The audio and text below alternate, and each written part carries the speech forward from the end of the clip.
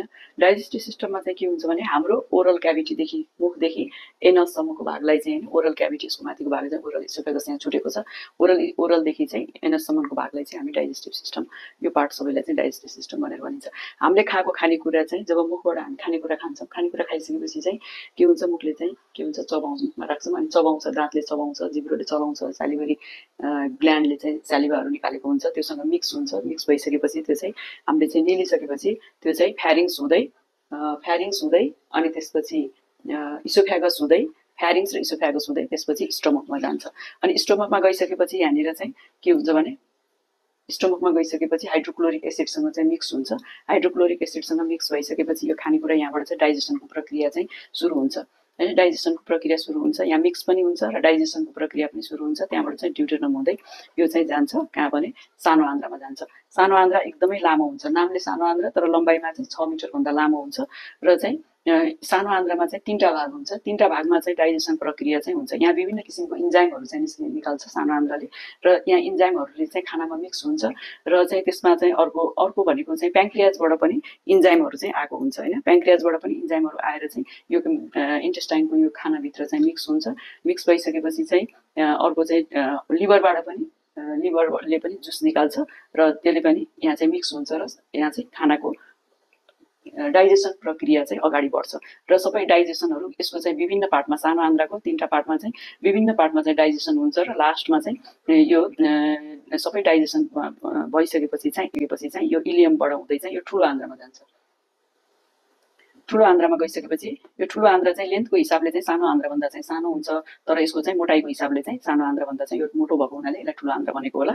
यो चाहिँ यहाँ चाहिँ एलियमबाट चाहिँ ठुलो आन्द्रामा जान्छ। ठुलो आन्द्रा भनेको चाहिँ यो चाहिँ सिकममा यो कनेक्ट भएको हुन्छ। यो ठुलो आन्द्रा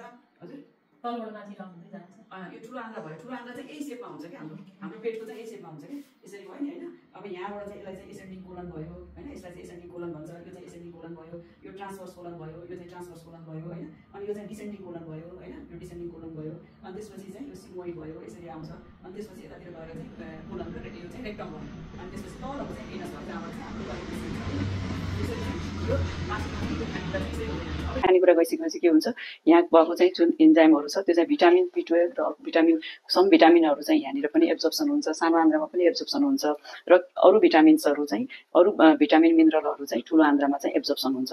यहाँबाट चाहिँ खाना यहाँ गइसकेपछि चाहिँ एसेन्डिङ कोलनबाट चाहिँ एब्जर्प्सनको प्रक्रिया चाहिँ सुरु हुन्छ र अलि धेरै एब्जर्प्सन हुन्छ। एब्जर्प्सन यहाँबाट चाहिँ एब्जर्प्सन हुँदै गइसकेपछि विभिन्न पार्टमा चाहिँ न्युट्रिसनहरू, भिटामिनहरू, मिनरलहरू चाहिँ यहाँनिरबाट चाहिँ एब्जर्प्सन हुँदै जान्छ र चाहिँ त्यो पाचन क्रिया चाहिँ हुँदै गइसकेपछि चाहिँ यहाँ के अरे एब्जर्प्सन हुँदै गइसकेपछि यो चाहिँ फर्म्ड स्टुलको रूपमा चाहिँ यहाँ सबै वाटरहरू एब्जर्प्सन भएपछि चाहिँ यहाँबाट चाहिँ फर्म्ड स्टुलको रूपमा चाहिँ यहाँनिर यो रेक्टममा गएर चाहिँ बनिसकेको स्टुल चाहिँ यहाँनिर चाहिँ जुन वेस्ट पार्ट हुन्छ, खानाको वेस्ट पार्ट हुन्छ, त्यो भनेको चाहिँ स्टुलको पार्ट हो। वेस्ट पार्ट भनेको लास्टमा बन्ने भनेको स्टुल हो र यहाँनिर चाहिँ रेक्टममा गएर चाहिँ त्यो कलेजमा जम्मा हुन्छ र चाहिँ हामीलाई टोइलेट लागेको जस्तो फिल हुन्छ र हाम्रो चाहिँ यहाँ एनसबाट यहाँ बाहिर निस्किन्छ हैन।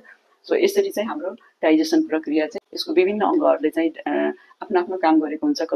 मेकानिकल डाइजेसन हुन्छ, अनि कसैले चाहिँ मिक्स गर्ने काम गर्छ, कसैले चाहिँ इन्जाइमहरू निकालेर कुनै पार्टमा चाहिँ इन्जाइमहरू निकालेर चाहिँ इन्जाइमले चाहिँ डाइजेसनको प्रक्रियालाई चाहिँ अगाडि बढाउँछ र चाहिँ कहीँ चाहिँ एब्जर्प्सन हुन्छ, वाटरहरू एब्जर्प्सन हुन्छ, न्युट्रिसन एब्जर्प्सन हुन्छ, खानेकुराबाट सबै कुरा चाहिँ बडीले लिइसकेपछि बाँकी बसेको पार्टलाई चाहिँ जुन वेस्ट पार्टलाई चाहिँ त्यो चाहिँ यहाँबाट चाहिँ बाहिर निस्किन्छ। यसलाई चाहिँ हामी डाइजेस्टिभ सिस्टमले गर्नुपर्ने काम हो, डाइजेसन प्रक्रिया, पाचन प्रक्रिया भनेर चाहिँ हामी भन्छौँ।